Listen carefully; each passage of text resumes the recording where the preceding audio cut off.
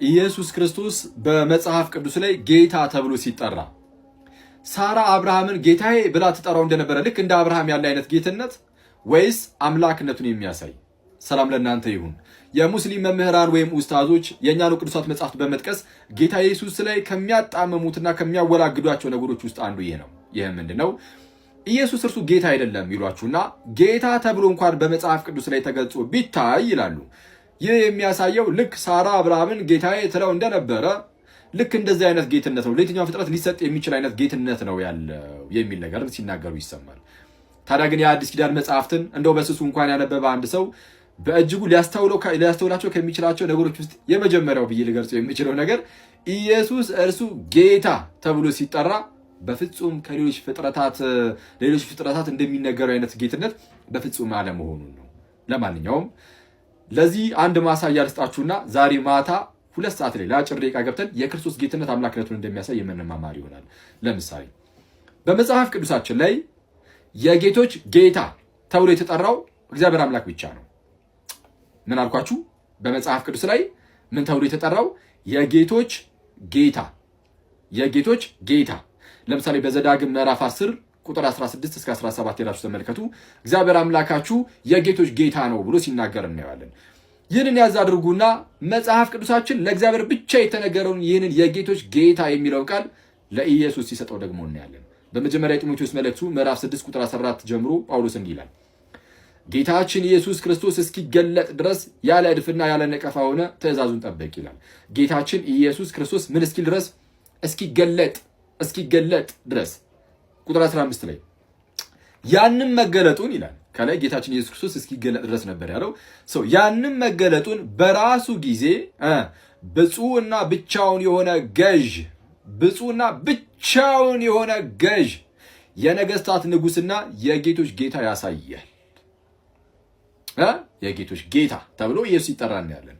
አምላክ ብቻ በሚጠራበት በዚህ የጌትነት ምስክርነት ኢየሱስ ሲጠራ እናያለን። እና ኢየሱስ ጌታ ሲባል አብርሃም ጌታ እንደሚባሉ አይደለም። አብርሃም የጌቶች ጌታ ተብሏል እንዴ? አብርሃም ለሳራ ጌታዋ ተብሎ ሊጠራ ይችል ይሆናል። የጌቶች ጌታ ተብሎ ተጠርቷል ወይ?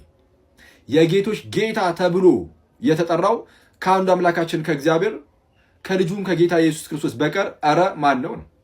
ስለዚህ ኢየሱስ ጌታ ሲባል ፍጹም አምላክነቱን የሚያሳይ እንደሆነ ልብ ይለዋል ነው። እንግዲህ ኢየሱስ ክርስቶስ ጌታ ነው ከሚለው ርዕስ ጋር በተያያዘ ወይም ጌታ የሚለውን ቃል ስንጠቀም እንዴት ነው የምንጠቀመው ምናምን የሚሉ ጉዳዮች እንግዲህ አከራካሪ ባይሆኑም አከራካሪ ሆኖ ከምናያቸው ርዕሶች ውስጥ አንዱ ነው። ምን እያልኳችሁ ነው? እንግዲህ ሙስሊም ወንድም እህቶቻችን ምንድነው የሚሉን? በተለይ እነዚህ ኡስታዞቻቸው መምህራኖቻቸው ምን ይላሉ? ኢየሱስ ጌታ አይደለም። ጌታ ቢሆን ራሱ ወይም ጌታ ቢባል ራሱ በመጽሐፍ ቅዱስ ላይ እንደው ጌታ ተብሎ የተጠራው ይላሉ በቃ ሳራ አብርሃምን ጌታ እንደምትለው ነው። ሌሎች ፍጥረታት ጌታ እንደሚባሉት ልክ እንደዛ በዛ መልኩ ነው ጌታ ተብሎ የሚጠራው እንጂ እሱ በእውነትም እውነተኛ የሆነ አምላክነትን የሚያሳይ አይነት ጌትነት የለውም የሚል ነገርን ይናገራሉ። መጽሐፍ ቅዱሳችን ግን ከዛ በተለየ ሁኔታ ነው የሚናገረው። እንግዲህ አሁን የሙስሊም ኡስታዞችን የተወሰነ ወርስ የሚያደርገው ምንድን ነው? የኛኑ መጥቀሳቸውን የኛኑ መጽሐፍ ቅዱስ ጠቅሰው እንደዛ ለማለት መሞከራቸውን ምድፈራቸውን እና በጣም ፈኒ ነው። እሱ ደግሞ መጽሐፍ ቅዱስን ጠቅሰ ኢየሱስ ጌታ ሲባል እንደ ማንኛውም ሰው ለየትኛውም ፍጥረት ሊሰጥ የሚችል አይነት ጌትነት ነው ብለህ ልትናገር በፍጹም አትችልም። በቃ የእርሱ ጌትነት የተለየ እንደሆነና አምላክነቱንም እንደሚያሳይ በጣም ግልጽ ነው። በምን ማወቅ እንችላለን? ጌታ ተብሎ ሲጠራ ከምን አንጻር እንደተጠራ ያንን የተወሰኑ የመጽሐፍ ቅዱስ ክፍሎችን እያየን የተወሰነ ለማየት እንሞክር። ወደዛ ቀጥታ ከመግባቴ በፊት ግን አንድ ነገር ላስታውሳችሁ የምወደው ነገር ምንድን ነው? ጌታ ኢየሱስ በዚህ በምድር ላይ በሚያስተምርበት ሰዓት በመዋዕለ ሥጋዌው በአንድም በሌላ ምክንያት የተለያዩ ሰዎች ጌታ እያሉ ጠርቶት ሊሆን ይችላል እና ከትንሣኤው በፊት የሆኑ ሰዎች ታምር የተደረገላቸው ሊሆን ይችላል ወይ ምንድነው በአንድም በሌላ ምክንያት ወይስ ጌታ ብሎ የጠሩት ሁሉ በቃ እንደው አምላክነቱን ፈጣሪነቱን በደንብ ተረድቶት ነው ማለት አይደለም። ጌታ ብሎ የጠራው ሁሉ በቃ ፈጣሪነቱን ኦልሬዲ ተረድቶታል ማለት አይደለም። በተለይ ግን ጌታ ኢየሱስ ሞቶ ከተነሳ በኋላ ግን ስብከቱ ሁሉ ኢየሱስ እርሱ ጌታ እንደሆነ ይነገራል። ያ ደግሞ አምላክነትን የሚያሳይ ነው። ሐሳቡ እሱ ነው። በምድር ላይ ያለ ኢየሱስ ራሱ ጌታ መሆኑን መስክሯል። እሱ አምላክነትን አዎ ያሳያል። በምድር ላይ ያለ ያልኳችሁ ሌሎች ሰዎች ራንደም የሆነ ሰው አንድ ይቅርታ ጌታ ሲለው ነሰሰርሊ ፈጣሪነቱን ያህዌነቱን ተረድቶት ምናምን ላይሆን ይችላል። ከዛ ውጪ ግን ራሱ ኢየሱስ ሲመሰክር ሐዋርያቱ ልክ እንደዚሁ የትንሣኤው ምስክር የሆኑ ሐዋርያት ሲመሰክሩ ስለ ኢየሱስ ጌትነት አምላክነቱን በሚያሳይ መልኩ እንደሆነ ልብ ይሏል። እሺ እስኪ ትንሽ እኔ ኦኬ አንዴ በመጽሐፍ ቅዱሳችን ላይ የኢየሱስ ክርስቶስ ጌትነት ጌታ ኢየሱስ በአንድ ወቅት ላይ ፈሪሳውያንን ጠይቋቸው ነበር። ስለ መሲህ ምን ትላላችሁ የሚል ጥያቄን ለፈሪሳውያን ጠይቆ ነበር። እንደምታስታውሱት በዚህ በማቴዎስ ወንጌል ምዕራፍ ነው ወይ በማቴዎስ ወንጌል ምዕራፍ 22 ላይ ያለው ክፍል ማለት ነው። አንዴ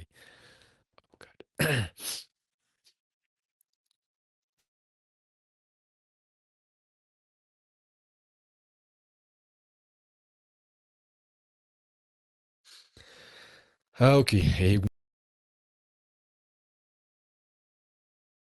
ጉንፋን ዛሬ አዛገን። እሺ በማቴዎስ ወንጌል ምዕራፍ 22 ላይ ፈሪሳውያንም ተሰብስበው ሳሉ ይላል ቁጥር 41 ጀምሮ ፈሪሳውያንም ተሰብስበው ሳሉ ጌታ ኢየሱስ ስለ ክርስቶስ ምን ይመስላችኋል? የማንስ ልጅ ነው ብሎ ጠየቃቸው። የዳዊት ልጅ ነው አሉት። አሁን ኢየሱስ ምን ብሎ ጠየቃቸው?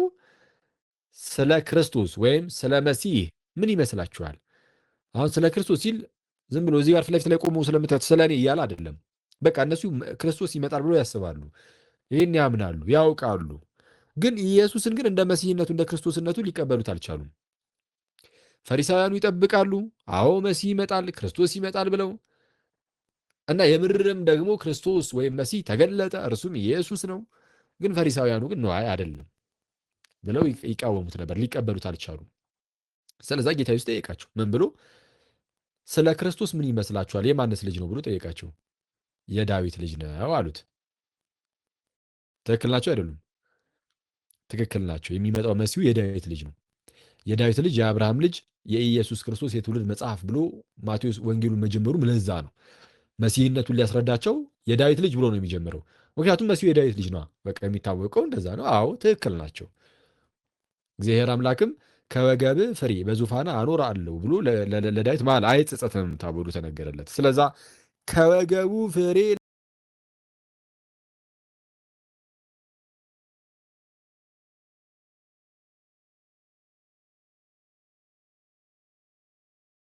ለዘላለም ከወገቡ ፍሬ ወጥቶ ለዘላለም የሚነግሰው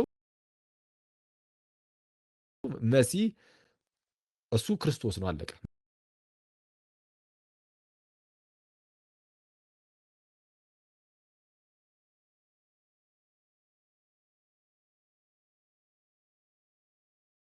መሲህ ነው። ቅቡኡ እርሱ ነው። እሺ የዳዊት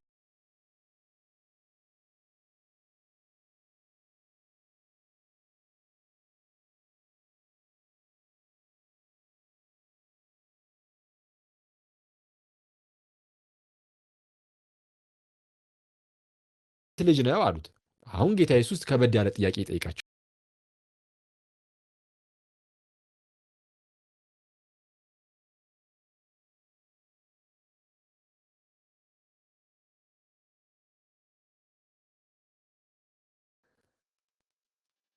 ጠላቶቹን ምንድን ነው ለእግሩ መረገጫ እስኪያደርግ ድረስ እያለ እንዳስቀመጠው ማለት ነው። ጠላቶቹን ለእግሩ መረገጫ ካደረገለት በኋላ እያለ እንደሚናገር የተለያዩ ክፍሎች ላይ አዲስ ኪዳን ላይ ማለት ነው። አብ ለወልድ ማለት ነው። አብንም ጌታ አለ፣ ወልድንም ጌታ አለ።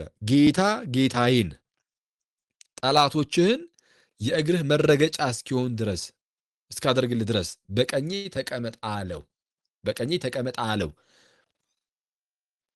የሞተው ከሙታንም የተነሳው በእግዚአብሔር ቀኝ የተቀመጠው አይደለ? እግዚአብሔር ቀኝ ያለው ወይም የተቀመጠው ሰው በእግዚአብሔር ቀኝ የተቀመጠ ከፍ ከፍ ያለ ያ መሲህ ክርስቶስ ወልድ እንደሆነ እናውቃለን። እና አሁን የክርስቶስ ጥያቄ ግን ምን የሚል ነው? ኦኬ ጌታ ጌታዬን አለ። አብንም ወልድንም ጌታ ጌታ ብሎ ጠርቷቸዋል። ስለዚህ አሁን የክርስቶስ ጥያቄ ምንድን ነው ታዲያ? በመንፈስ አሁን እንግዲህ ያ ወልድም ጌታ አይደለ? እሱ አይደለ? እንግዲህ ይሄው መሲሁ ነው። ጌታ ጌታዬን ሲል ወልድ መሲሁ ነው ይታወቃል። በእግዚአብሔር ቀኝ የሚቀመጠው መሲሁ ነው። ስለዚህ አሁን ያንን ያ መሲሁ የዳዊት ልጅ ከሆነ ዳዊት ታዲያ መልሶ እንዴት በመንፈስ ጌታዬ ብሎ ጠራው? ልጁን እንዴት ጌታዬ ብሎ ይጠራል? ታላቂው ዳዊት ነው እንግዲህ ያው ቀድሞ የመጣው በስጋ ከሆነ እሺ፣ እንዴት ነው እስቲ ጌታዬ ብሎ እንዴት ሊጠራው ቻለ? ዳዊት በኋላ ከእሱ በኋላ የሚመጣውን መሲህ የወገቡ ፍሬ የሆነውን እርሱን ያንን መሲህ እንዴት ጌታዬ ብሎ ጠራው ነው። አሁን ብዙ ሰዎች መሲህ ብሎ ሊያምኑ ይችላሉ። ለምሳሌ እስላሞችም መሲህ ብለው ያምናሉ። እንግዲህ ስሙን ብቻ ይሁን የሚይዙት ሌላ ነገር የሚጨምሩ ባላቅም ማለት ዝም ብሎ መሲህ የማለት ነገር ብቻ ከሆነ አላቅም። ኤንዌይስ ቅቡ መሲህ ብለው ይናገራሉ። አሁን አይሁዳውያንም መሲህ ቅቡ የሚለው ኮንሰፕት ላይ ከዳዊት የሚመጣ እንደሆነ ያውቃሉ። ግን አንድ ያልተረዱት ነገር ግን አለ። ጌታችን ኢየሱስ የጠየቃቸውን ለዛም ሊመልሱ ያልቻሉት የዳዊት ልጅ ነው። አዎ፣ ግን ታዲያ ለምን እንዴት በመንፈስ ጌታዬ ብሎ ጠራው ነው። እንኪያስ ዳዊት ጌታ ጌታዬን ጠላቶችህን የእግርህ መረገጫ እስካደርግልህ ድረስ በቀኜ ተቀመጥ አለው ሲል እንዴት በመንፈስ ጌታ ብሎ ይጠራዋል? ለምን ጌታ ብሎ ጠራው? ዳዊትስ ጌታ ብሎ ከጠራው እንዴት ልጁ ይሆናል አላቸው። ኢየሱስ መለስ አድርጎ ዳዊትስ ጌታ ብሎ ከጠራው፣ ምክንያቱም መሲሁ የዳዊት ልጅ ስለተባለ ማለት ነው። ጌታ ብሎ ይጠራዋል። ጌታዬ ዳዊት ራሱ አባትየው ማለት ነው። እንግዲህ ያስቡት መሲሁን እንዴት ጌታ ብሎ ጠራው? ጌታ ብሎ ከጠራውስ ደግሞ የምርም ጌታው ከሆነ ደግሞ እንዴት ልጁ ይሆናል? እሺ እንዴት ልጁ ይሆናል? አሁን ሁለት ጥያቄ ነው፣ ተመሳሳይ ነው፣ ግን ከሁለት አቅጣጫ የሆነ ጥያቄ ማለት ነው። አንደኛ ልጁ ከሆነ ክርስቶስ ወይም መሲህ የዳዊት ልጅ ከሆነ ዳዊት እንዴት ጌታ ብሎ ይጠራዋል? ጌታ ብሎ ከጠራው ደግሞ እንዴት ልጁ ይሆናል? ምክንያቱም በሰውኛው እንሂድ ብለን እንመዝን ካልን ክርስቶስ ራሱ የዳዊት የወገቡ ፍሬ ስለሆነ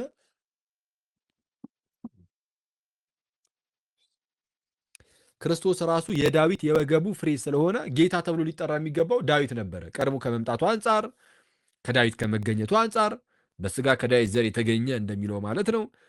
ስለ ክርስቶስ ሲናገር ጌታ ተብሎ እንደው መጠራት የሚኖርበትማ እንደው ማን ነበረ? ዳዊት ነበረ። ስለዛ ጌታችንስ ምንድን ነው ያላቸው? ምን ብሎ ይጠይቃቸው? አዎ ክርስቶስ የዳዊት ልጅ ነው ካላችሁ ታዲያ ጌታ ጌታዬን ጠላቶችን የእግር መረገጫ እስካደርግልህ ድረስ በቀኝ ተቀመጥ ሲል አለ ዳዊት ማለት ነው። እንደዚህ ያለው ዳዊት ነው። እንዲህ ብሎ ሲናገር አለ ኢየሱስ። ታዲያ እንዴት ጌታዬ ብሎ ይጠራዋል? ልጁ ከሆነ እንዴት ጌታዬ ብሎ ጠራው? ጌታዬ ብሎ ከጠራው ደግሞ እንዴት ልጁ ይሆናል ብሎ ሲጠይቃቸው ማን ይመልስ? ከዛ በኋላ ምንም መልስ የመለሰለት ሰው የለም ይላል። እንዲህ ያለ ጥያቄን ሲጠይቅ አንድም ቃልስ እንኳ ይመልስለት ዘንድ የተቻለው የለም። ከዚያ ቀን ጀምሮ ወደፊትም ማንም ሊጠይቁ አልደፈርም ይላል። አሁን ይህን ጥያቄ ኢየሱስ የጠየቀውን ጥያቄ እኛም እንጠይቃለን። ሙስሊም ወንድም እህቶች አሁን እዚህ ካሉ ድንገት እንዴት ዳዊት ማለት ጌታ ብሎ ጠራው? ከእርሱ የሚወለደውን ዳዊት ያ ታላቁ የእስራኤል ንጉሥ እንደ ልቤ ተባለለት በእግዚአብሔር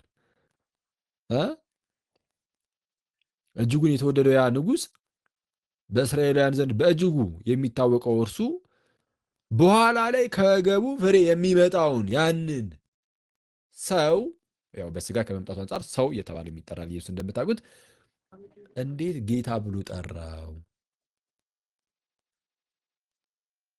አሁን ይሄ ነው ጥያቄው። የእሱ ልጁ ነው አይደለ? ልጁ ከሆነ እንዴት ጌታ ብሎ ጠራው?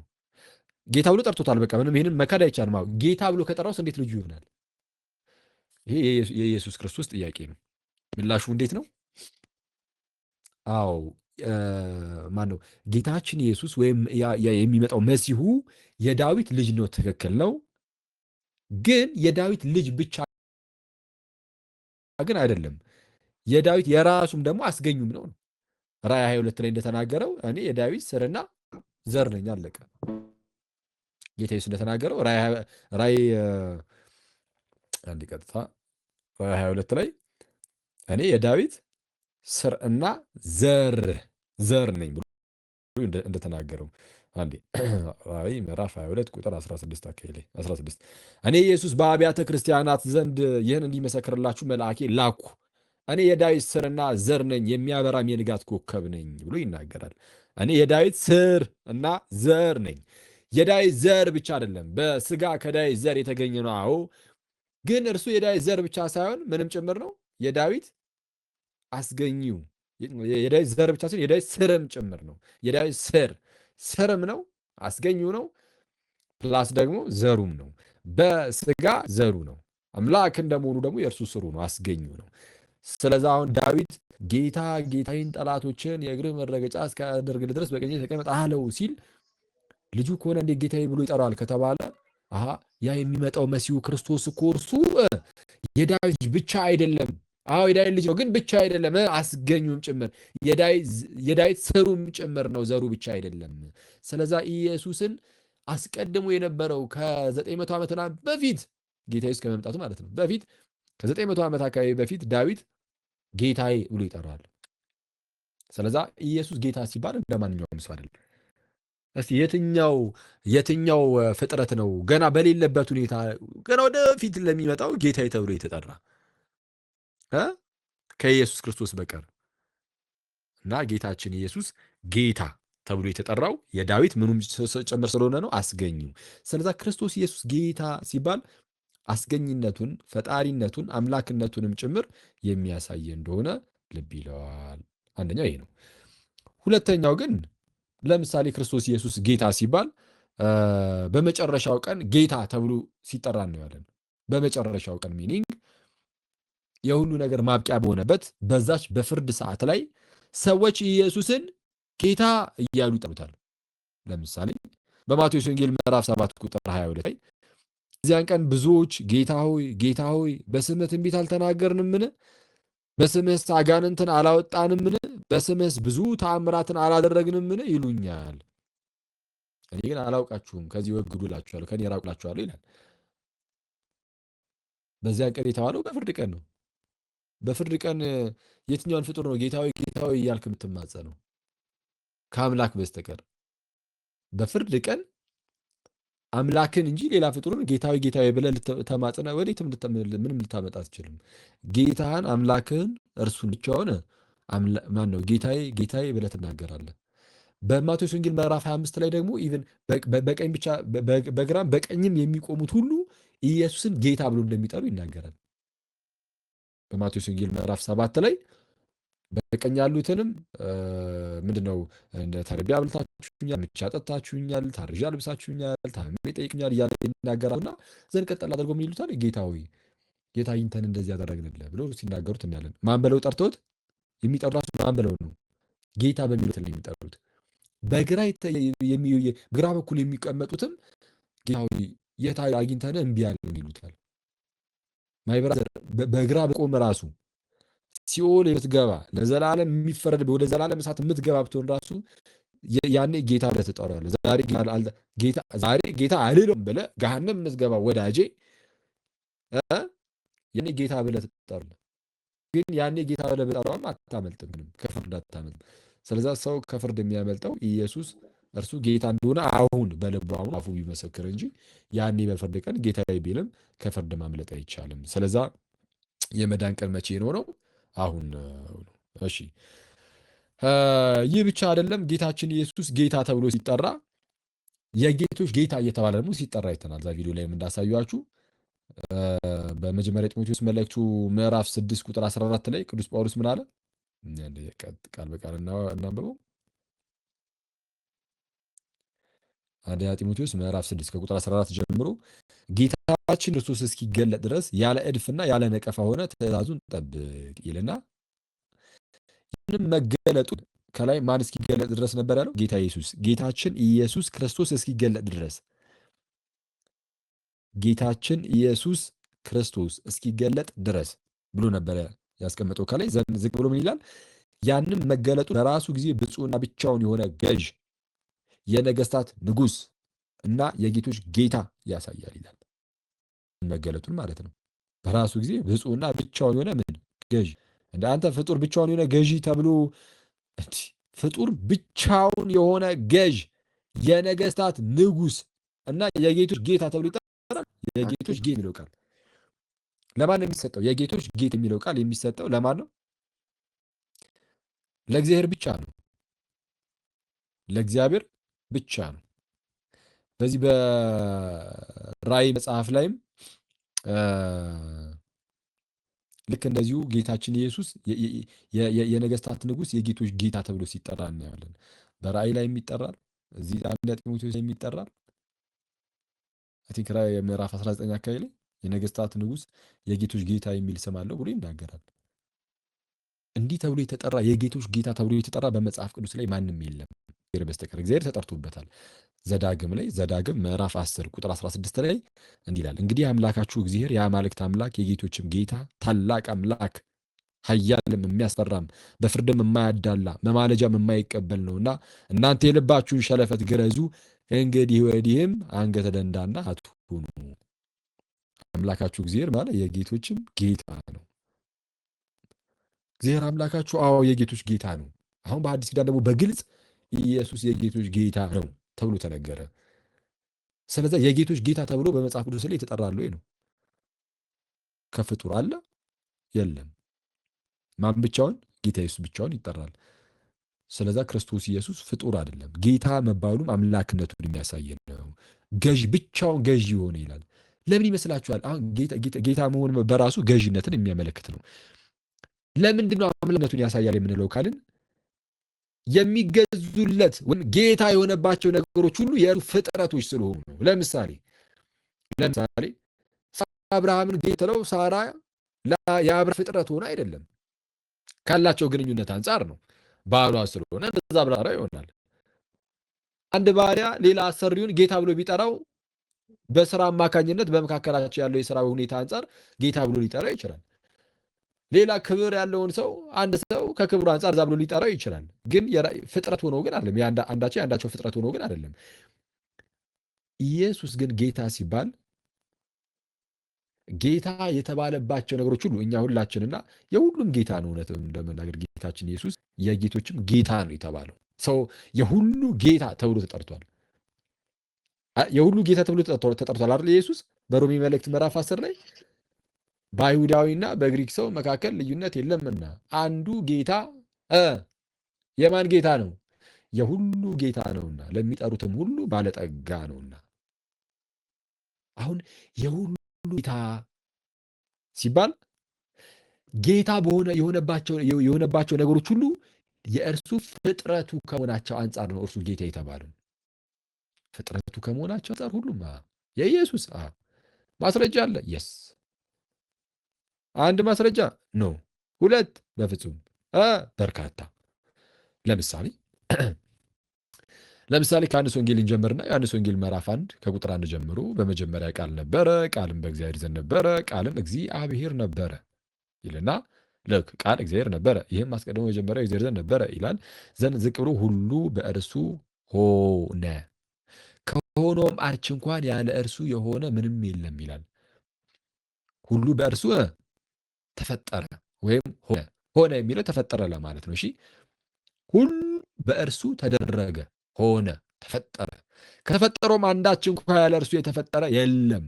ሁሉ በእርሱ ሆነ፣ ሁሉ በእርሱ ሆነ። በማን? በቃል። ቃል ማን ነው? ኢየሱስ። ቃልም ሥጋ ሆነ በእኛም አደረ፣ ጸጋና እውነትንም የተመላ ነው ይሌለ ቁጥር 14 ላይ ሰው ምንድን ነው?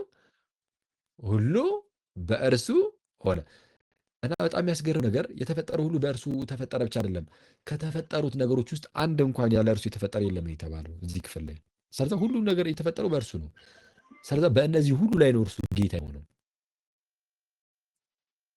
ኦኬ እግዚአብሔር ዓለማትን ሁሉ የፈጠረው በቃሉ በልጁ ነው።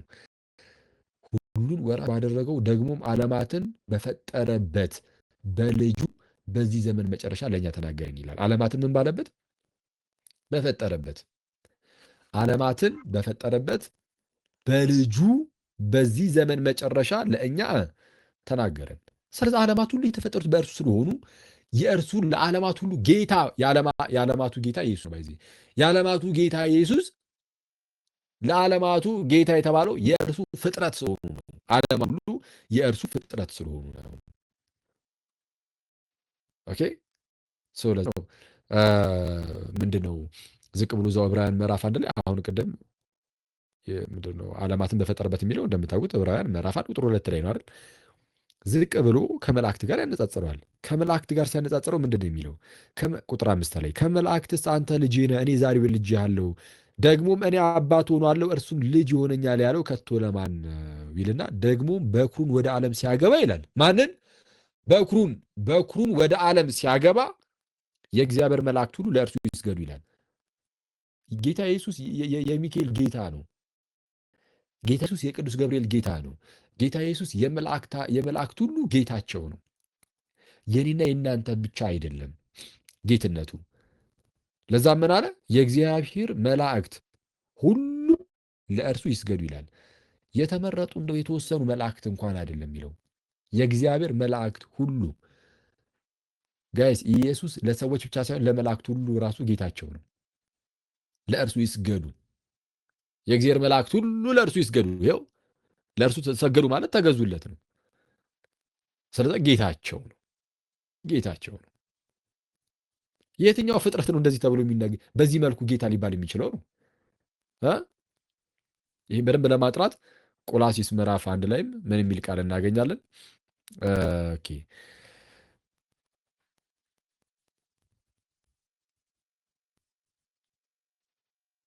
ቆላሲስ ምዕራፍ 1 ቁጥር 15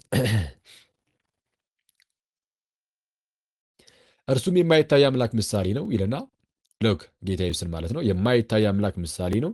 የሚታዩትና የማይታዩትም ዙፋናት ቢሆኑ ወይም ጌትነት ወይም አለቅነት ወይም ስልጣናት በሰማይና በምድር ያሉት ሁሉ በእርሱ ተፈጥረዋልና ከፍጥረት ሁሉ በፊት በኩረ ነው ይላል። ከፍጥረት ሁሉ በፊት ምንድን ነው? በኩረ ነው። በኩሩን ወደ ዓለም ሲያገባ የእግዚአብሔር መላእክት ሁሉ ለእርሱ ይስገዱ ብሎ የለ? አዎ፣ ለእርሱ ይስገዱ ያለው ይኸው ተመልከቱ። እዚህ ጋር የሚታዩትና የማይታዩትም ዙፋናት ቢሆኑ ወይም ጌትነት፣ ተመልከቱ። ይሄ ኖርማል ፍጥረት የሆነው በመላእክት ዘንድ ያለው ጌትነት፣ የትኛውም ጌትነት ማለት ነው። የሚታዩትና የማይታዩት ዙፋናት ቢሆኑ ወይም ጌትነት ወይም አለቅነት ወይም ስልጣናት በሰማይና በምድር ያሉት ሁሉ በእርሱ ተፈጥረዋልና ከፍጥረት ሁሉ በፊት እርሱ በኩር ነው። ሁሉ በእርሱና ለማን? ለእርሱ ተፈጥረዋል። ሁሉ በእርሱ እና ለእርሱ ተፈጥረዋል። ስለዛ በሁሉ ላይ እርሱ ስልጣን ያለው ነው። ስልጣናትን፣ ጌትነትን፣ ዙፋናትን፣ አለቅነትን ሁሉ በእርሱ ላይ የተፈጠሩት እያለ ነው።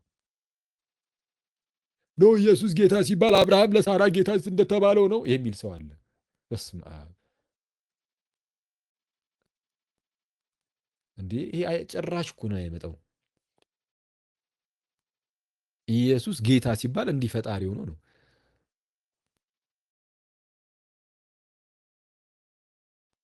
ሳራም አብርሃምን ጌታዬ ትለው ነበር። አረ በስመ አብ ሼም ጌታን በስመ አብ። ይሄ ትልቅ እውርነት ነው።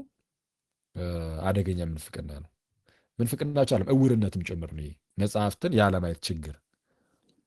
ኦኬ በጣም ይሄ ብላይንድነስ በጣም ያጠቃቸው ሰዎች ናቸው ይህንን ሊክዱ የሚችሉት፣ ከካዱ ማለት ነው። አደገኛ ነው። ሰው ጌታችን ኢየሱስ ጌታ ሲባል ምንድነው? አንድ አካል ጌታ ከተባለ ያኛው ባሪያ ሊሆን ነው ማለት ነው አይደለ? ለምሳሌ አበበ ለከበደ ጌታው ነው ከተባለ አበበ ለከበደ ጌታው ነው ከተባለ ከበደ ባሪያው ነው ማለት ነው። ስለዚህ በመካከላቸው የሆነ ግንኙነት አለ። ከምን አንጻር እንደዛ ተባሉ የሚለው ይታወቅ ምንድነው መመርመር አለበት። ኢየሱስም ለፍጥረቱ ጌታ ሲባል ለእኛ ለሁላችን ጌታ ሲባል ከምን አንጻር ነው ብለን ያየነው እንደሆነ ፍጥረቱ ከመሆናችንም አንጻር ነው። ፍጥረቶቹ የእርሱ ፍጥረቶች ከመሆናችን አንጻር ነው። እሺ ሌላ ኢየሱስ በመጽሐፍ ቅዱሳችን ላይ አንድ ጌታ ተብሎ ተጠርቷል። ከሐሰተኛ ጌቶች ሁሉ ተለይቶ አይ ለእኛ ያለን አንድ ጌታ ነው ተብሏል። ምን እያልኩኝ ነው? በመጀመሪያ ቆሮንቶስ መልእክቱ ላይ ቅዱስ ጳውሎስ እንደዚህ ያለ አንደኛ ቆሮንቶስ ምዕራፍ 8 ከቁጥር 5 ጀምሮ እንዲህ ይላል፣ መቼም ብዙ አማልክትና ብዙ ጌቶች አሉ። መቼም ብዙ አማልክትና ብዙ ጌቶች አሉ እዚህ ምድር ላይ ማለት ነው። አማልክት የተባሉ ጌቶች የተባሉ በጣም በርካቶች ይኖራሉ። ነገር ግን በሰማይ ሆነ በምድርም ሆነ አማልክት የተባሉ ምንም ቢኖሩ በሰማይ ቢሆን ተመልከቱ ጋይስ፣ በጣም የሚያስገርሙ በምድር ብቻ ራሱ እኮ አይደለም፣ በሰማይ ሆነ በምድርም ሆነ አማልክት የተባሉ ምንም ቢኖሩ ለእኛስ ነገር ሁሉ ከእርሱ የሆነ እኛም ለእርሱ የሆንን አንድ አምላክ አለን። ነገር ሁሉ በእርሱ በኩል የሆነ እኛም በእርሱ በኩል የሆንን አንድ ጌታ ኢየሱስ ክርስቶስ አለን። ስንት ጌታ አለን? አንድ ጌታ አለን። እርሱም ማን ይባላል? ኢየሱስ ክርስቶስ። ኢየሱስ ክርስቶስ።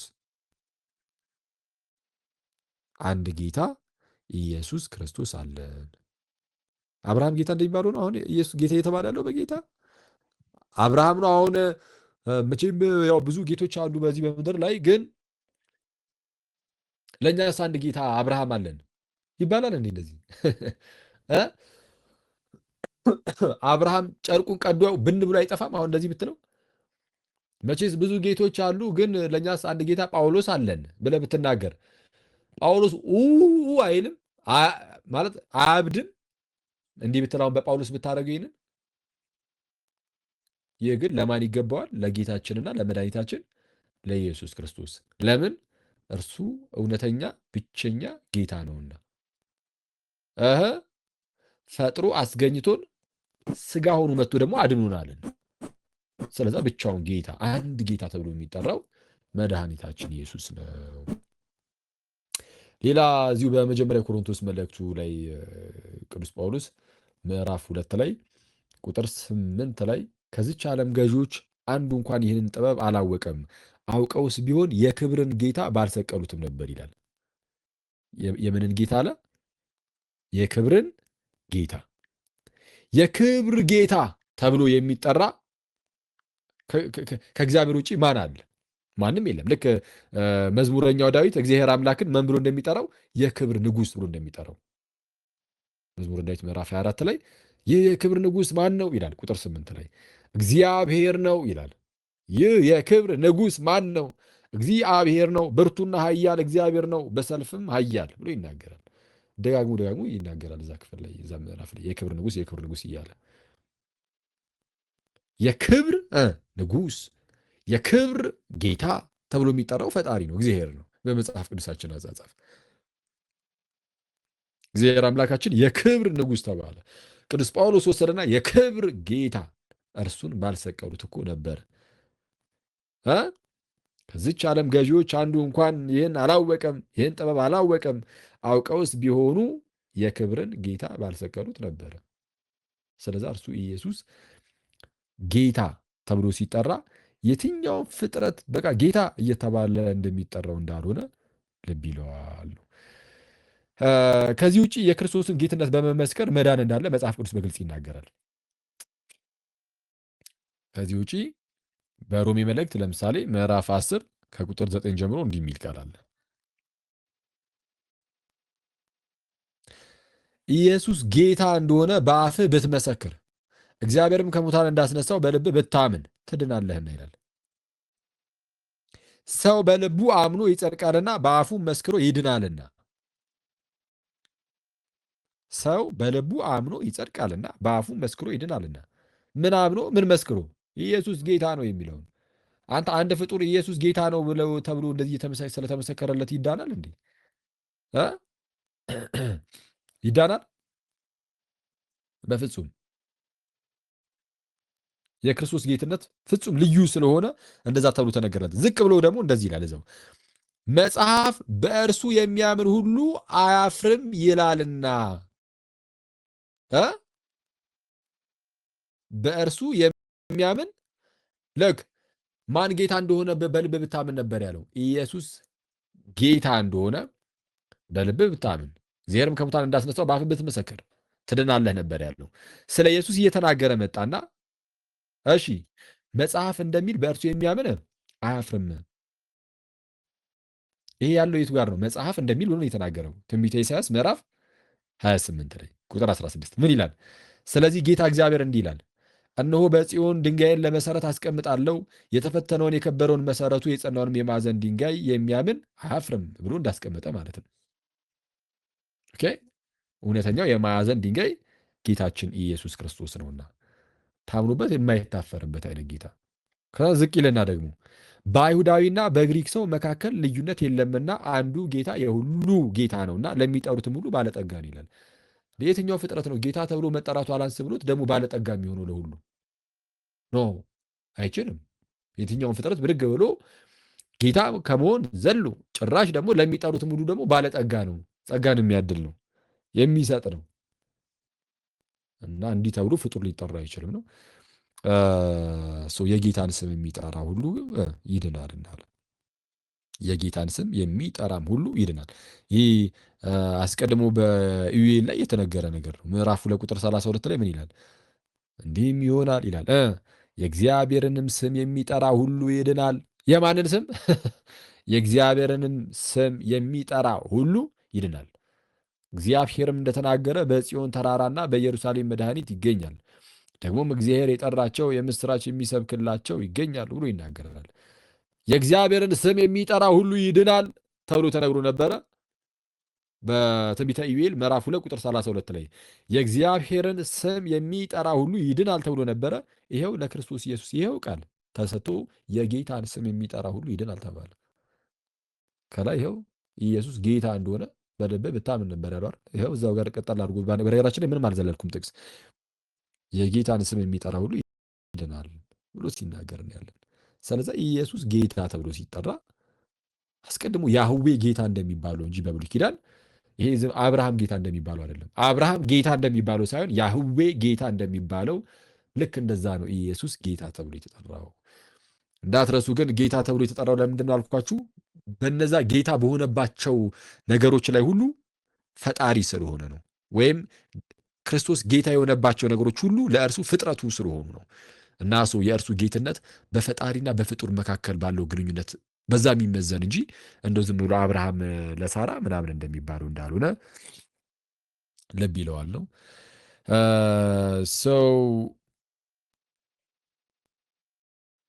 እስቲ ይሄ እንግዲህ የክብር ጌታ ምናምን የሚል ሌላ ክፍሎች ላይም ኦፍኮርስ ይኖራል።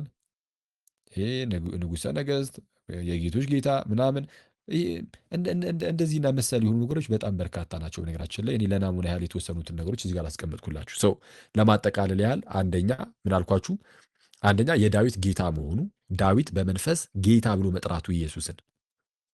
ምክንያቱም ኢየሱስ የዳዊት ልጅ ነው።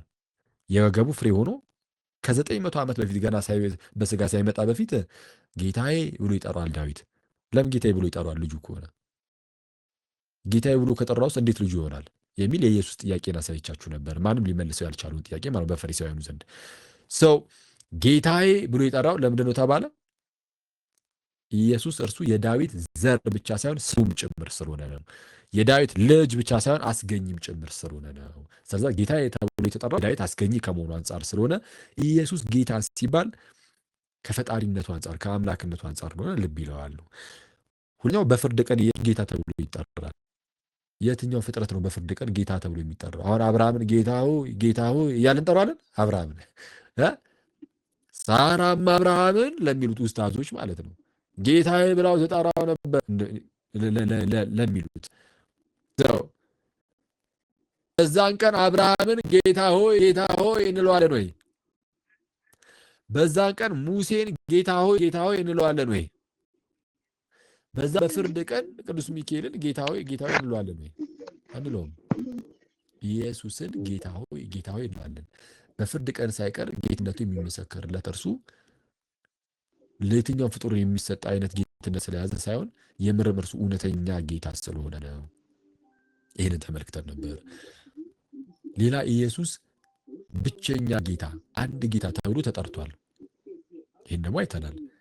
መቼም ብዙ ጌቶች የተባሉ አማልክት የተባሉ ምንም እንኳን ቢኖሩ ለእኛስ ምንድነው ሁሉ ከእርሱ የሆነ እኛም ከእርሱ የሆንን ነው ወይ ቃል በቃል በለው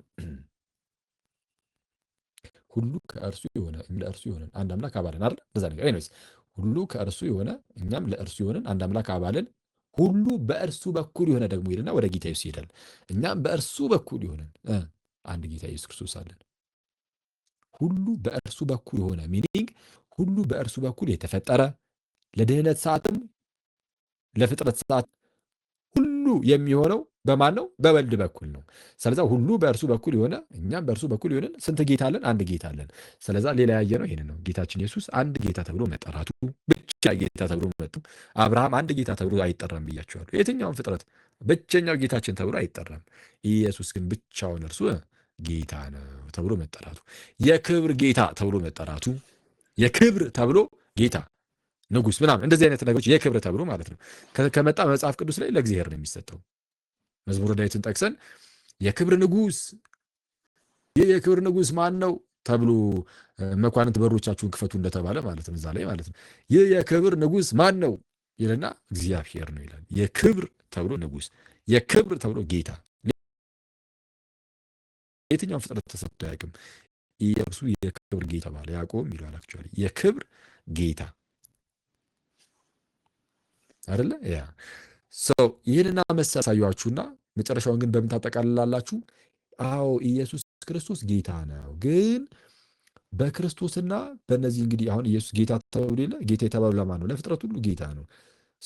ለነዛ ሁሉ ጌታ የተባለው ምን አይነት ግንኙነት ኑሯቸው ነው ከተባለ ኢየሱስ ለሁሉ ፈጣሪያቸው ነው፣ እነሱ ለክርስቶስ ፍጥረቱ ስለሆኑ ነው የሚል ነገር አሳይተናል። ፈጣሪ መሆኑ በምን ይታወቃችሁ? ዮሐንስ ወንጌል ምዕራፍ 1 ቁጥር 3 ጠቀስን፣ ዕብራውያን ምዕራፍ 1 ጠቀስን አይደል? ቁጥር 2 ቆሮንቶስ ምዕራፍ 1 ቁጥር 15 ጠቀስን። በግልጽ እነዚህ ሁሉም በእርሱ እንደተፈጠረ የሚያሳዩ ክፍሎች ናቸው። ስለዛ ፈጣሪ ከመሆኑ አንጻር ጌታ ተብሎ ይጠራል። ፈጣሪ እና አዳኝ ከመሆኑ አንጻር ከዚህ አንጻር እንመለከቱ ይገባል። የክርስቶስ ጌትነት ላይ ጥያቄ ያለው ሰው ካለ ሁለት ሰው ልቀበልና እንጨርስ። እሺ እስቲ ጥያቄ ያለው ሰው የክርስቶስ ጌትነት ላይ